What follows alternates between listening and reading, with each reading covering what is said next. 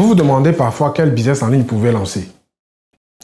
Je vais te dévoiler dans la vidéo qui va choper le jingle un business en ligne que tu peux lancer et qui va apporter de la valeur à toute une catégorie de personnes, précisément les infopreneurs. Donc, en fait, c'est de créer une agence digitale en assistance web. Parce que tu sais, des personnes comme moi, d'autres personnes qui font de la vente des produits d'information sur Internet ont besoin des agences de marketing digital pour pouvoir nous accompagner afin de pouvoir promouvoir, vendre, distribuer, superviser nos produits. Donc, si toi, c'est un thème qui t'intéresse, je vais te donner aujourd'hui dans la vidéo 5 étapes par lesquelles tu dois passer pour pouvoir créer cette agence digitale-là, qui est un business pour moi qui peut te faire très bien gagner ta vie. On se retrouve après le jingle.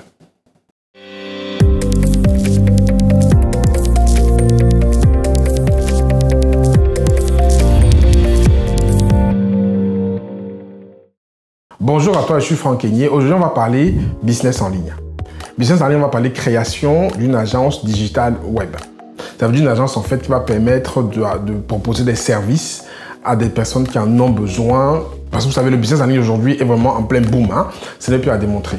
Et business en ligne dit que les gens ont besoin d'aller en ligne, vendre leurs produits, que ce soit de l'e-commerce, que ce soit des produits d'information, que ce soit du coaching, que ce soit des naturopathes. Toutes ces personnes-là vont en ligne et ils ont besoin en fait des agences ou des personnes simplement qui vont les accompagner afin qu'eux ils se concentrent sur leur business et que ces personnes-là gèrent tout ce qui est périphérique. Ça veut dire le SAV, ça veut dire la promotion, ça veut dire la tenue des webinaires, tout ce qui est périphérique en fait à leur business, ils vont le confier à des personnes parce qu'eux ils se concentrent sur le cœur de l'activité.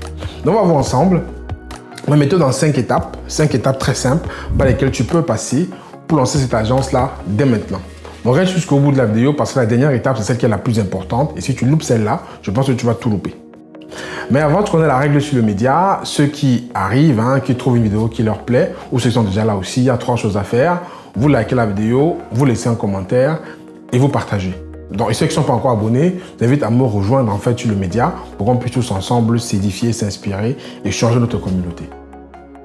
Ceci étant dit, avant de commencer aussi, je veux le rappeler certainement plus tard. N'oubliez pas la masterclass de dimanche 24 juillet où nous verrons ensemble justement les étapes précises. C'est une masterclass que je vais donner avec beaucoup d'experts. Les étapes précises pour pouvoir créer cette agence digitale là from scratch, c'est-à-dire à partir de zéro. Rendez-vous dimanche 24 juillet à partir de 19 h. Le lien d'inscription en dessous de la vidéo. Vous allez vous inscrire, vous aurez un cadeau gratuit aussi pour ceux qui vont s'inscrire. On se retrouve dimanche 24 juillet pour parler donc de tout ça, de cette création d'agence digitale pour que vous puissiez vous aussi, si vous le souhaitez, être accompagné pour mettre ça sur pied. On passe maintenant à la méthode en 5 étapes.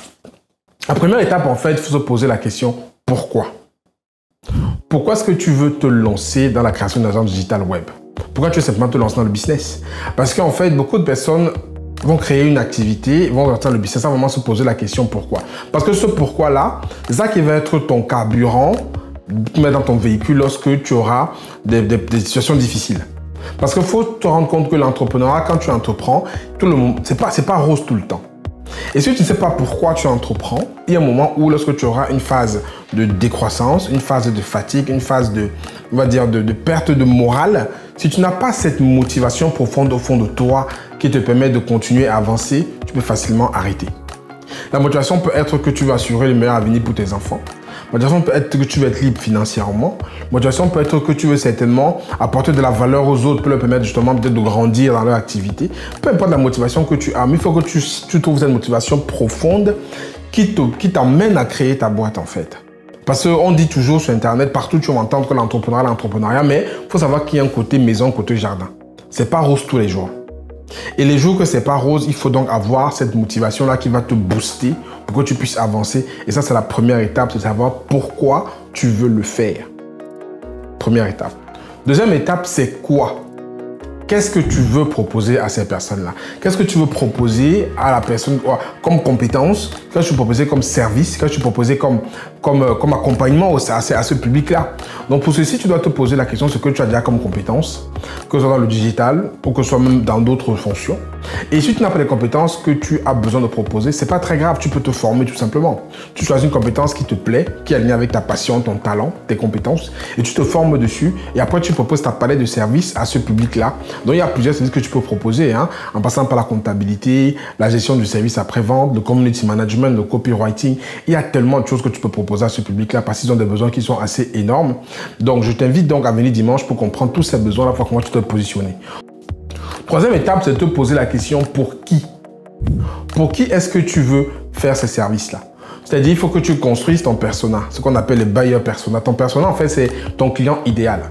Est-ce que tu veux travailler avec les naturopathes? Est-ce que tu veux travailler avec des personnes qui font des formations? Est-ce que tu veux travailler avec des coachs? Est-ce que tu veux travailler avec des personnes qui font YouTube ou Facebook? Il faut que tu définisses en fait quel est ton client idéal et qu'est-ce que tu vas lui apporter comme problématique. Et pour ça, il faut que tu cartographies ton persona. Tu le cartographies, ça veut dire en fait qu'exactement tu essaies de savoir quels sont ses besoins, où est-ce qu'il est, quelles sont ses attentes, quelles sont ses peurs, quels sont ses défis. Il faut que tu cartographies ton client idéal pour être sûr que le service que tu vas proposer va caler avec ses besoins. Donc, il y aura un avatar théorique, c'est-à-dire celui que tu vas faire par rapport à tes hypothèses, par rapport à tes suppositions.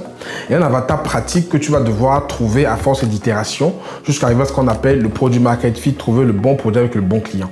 Mais en quatrième, maintenant, il faut que tu te demandes comment. Comment est-ce que tu vas le faire? Et dans le comment, en fait, il y a plusieurs étapes par lesquelles tu vas passer. Première étape, il faut que tu fasses un plan d'exploitation. Je ne vais pas t'amener à faire un business plan costaud parce que ce n'est pas la peine si tu ne veux pas lever du capital avec des associés.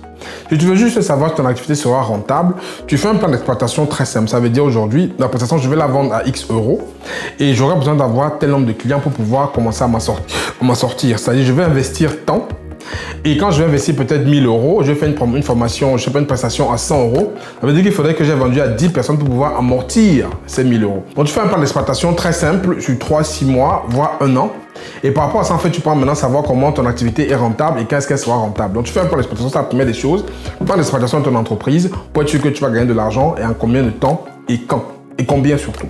Deuxième étape, tu vas faire un plan d'action.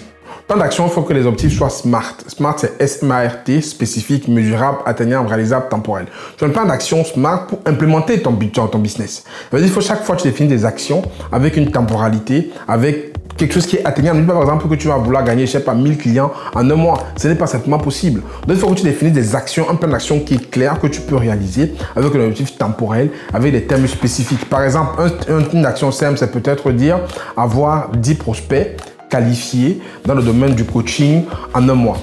Tu vois, là, c'est un objectif qui est clair. Donc, il faut que tu définisses chaque action comme ça pour pouvoir les dérouler un à un et pouvoir lancer ta boîte. Troisième étape dans le comment, il faut te poser la question, comment est-ce que tu vas trouver des clients? Où est-ce que tu trouveras des clients que tu vas pouvoir prospecter? Après, maintenant, par rapport à ta cible de clientèle, il faut que tu définisses là où ils se baladent, là où ils sont, quels sont les forums qu'ils fréquentent, quelles sont les pages Facebook où tu peux les trouver. Il y a plein de stratégies que tu pourras mettre en place pour donc trouver ces clients-là, pour pouvoir après commencer à les démarcher. C'est qui nous ramène à la quatrième étape du comment, à la quatrième composante du comment, c'est de créer tes tunnels de vente. Le tunnel de vente, en fait, c'est le tunnel où tu admets tes prospects pour les convertir au bout en clients. Donc, quand tu les admets à l'entrée en fait de ton tunnel de vente, il faut que tu aies une façon de les nourrir en fait avec plusieurs éléments. Tu les nourris avec des éléments, tu les sensibilises, tu les formes, tu installes de la confiance. Parce qu'au bout, tu veux leur vendre des produits, tu veux transformer des prospects à clients. Donc, le tunnel de vente permettra de faire ça, permettra de transformer un paquet de prospects que tu vas affiner jusqu'à arriver à des gars que tu vas pouvoir, ou des femmes que tu vas pouvoir convertir en clients. C'est pour ça qu'on appelle ça un tunnel. C'est tout un parcours que tu dois mettre sur pied pour convertir tes prospects en clients. Voilà les 4 étapes du comment, les 4 composantes de l'étape comment. Avant de parler de la 5e et dernière étape du processus, je te rappelle encore notre masterclass du dimanche 24 juillet. Cette masterclass, en fait, c'est là où tu vas pouvoir découvrir en détail toutes les étapes par lesquelles tu dois passer pour pouvoir donc mettre sur pied cette agence digitale web. Nous verrons aussi dans cette masterclass ce que c'est qu'une assistante digitale web ou encore assistante virtuelle, qui est un thème qui est très à la mode aujourd'hui. On en parlera en détail et je te proposerai en fait pendant cette masterclass ce qu'on a mis sur pied. Un grand programme hybride, hein? C'est un programme hybride, c'est une nouveauté en francophonie. Hybride, ça veut dire que c'est un programme où tu auras de l'accompagnement en ligne, de l'accompagnement par des masterclass, l'accompagnement par des coachings. Donc, on fera un programme hybride pour que tu puisses toi aussi lancer cette agence de digital web et pouvoir réussir. Donc vraiment, c'est quelque chose qu'on a dit aujourd'hui qu'il faut être accompagné parce que je souhaite que tout le monde réussisse. Et si tu viens à ce programme-là, tu seras tenu par la main. Parce que c'est facile de donner un contenu, mais ça devient plus costaud, plus intéressant quand on t'accompagne. Donc, je vais mettre un accent fort sur l'accompagnement. tu seras accompagné, tu seras suivi. Parce que l'objectif, c'est que tu puisses faire les choses, tu puisses être dans l'action pour pouvoir réussir. Donc, viens dimanche, 24 juillet, à partir de 19 h, découvrir tout ça lors de la masterclass. Je serai avec d'autres experts qui te parleront de certaines compétences. Donc, j'ai fait vraiment un programme qui est plutôt diversifié, amener des experts de différents bords pour que ce soit vraiment intéressant, dense et complet. Donc, pour terminer sur la 5e étape de cette méthode-là, c'est de te demander quelle vision tu portes. Quelle est la vision que tu portes pour ta société? Parce que cette vision-là va pouvoir te positionner facilement. Tu sais, quand tu crées une entreprise, généralement on dit qu'il y a 20% de compétences que tu as. Donc, tout ce qu'on a fait là, jusqu'à là, c'est 20%. Mais ce qui va te faire tenir, c'est 80% de mindset, d'état d'esprit. Si ton mindset n'est pas bon, si tu ne sais pas comment faire face aux aléas de l'entrepreneuriat, tu ne sais pas comment déléguer tes activités, tu ne sais pas comment te concentrer sur ce que tu dois faire, tu ne sais pas comment en fait franchir les étapes, tu peux avoir des obstacles, hein, il y en aura tout le temps. Mais si tu n'es pas fort dans ta tête, les premiers obstacles, tu vas tomber. Les premières barrières, tu ne vas pas pouvoir les sauter. Les premiers problèmes que tu vas rencontrer, ça va te mettre au sol. Donc, c'est 20% de ce que tu as fait. Mais ce qui va te faire réussir, ce qui font échouer ou réussir des personnes, c'est les 80% de mindset. Moi, tu vois la vidéo que je fais aujourd'hui, par exemple, c'est la 4e fois que je fais la même vidéo parce qu'il y a eu plusieurs problèmes sur les vidéos précédentes. Mais comme je sais que j'ai du contenu à vous passer, je le fais de nouveau. C'est ça qu'on appelle le mindset, la résilience. D'autres personnes se seraient découragées, ils auraient dit, moi, je ne fais plus la vidéo parce que machin, non. Mais lorsqu'on est entrepreneur et lorsqu'on veut passer un message, qu'on est sûr qu'on a le bon message à passer, on ne baisse pas les bras. On reste mobilisé, on reste focus et on continue dans l'objectif qu'on s'est fixé. Et moi, je me suis donné comme objectif de vous donner cette vidéo-là et je vais la donner. Donc, c'est pareil. Donc, ça peut dire que lorsque vous développez votre société en 5e étape, il faut avoir ce mindset-là qui va faire 80% de votre réussite. Si vous n'avez pas ce mindset-là, à la première difficulté, vous allez tomber.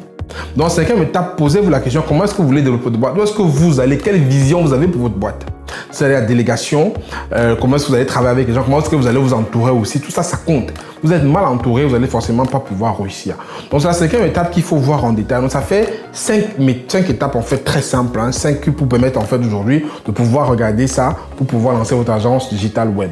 Aujourd'hui, moi, dimanche, on va rentrer en détail pendant tout ça pour que vous puissiez justement avoir tous les éléments, que vous avez besoin pour pouvoir lancer cette agence digitale web, si ça vous intéresse, parce que c'est un business pour moi qui est très intéressant. Je pense que vous devez vous intéresser parce que la demande va être croissante. Vous savez, la grande démission qu'on a aujourd'hui, le monde de travail à distance va continuer à grandir. Le business en ligne est en plein boom. Donc forcément, tous les paramètres sont ouverts pour que ce métier d'assistant digital web soit vraiment le métier d'avenir. Je vous attends dimanche, inscrivez-vous, on se retrouve pour en parler. Après, comme d'habitude, vous avez des commentaires, des questions, n'hésitez pas, mettez-les dans le commentaire de la vidéo, c'est avec plaisir qu'on va pouvoir échanger. C'était Franck Kenyé, je vous dis à très bientôt dans une prochaine vidéo. D'ici là, prenez soin de vous, ciao ciao.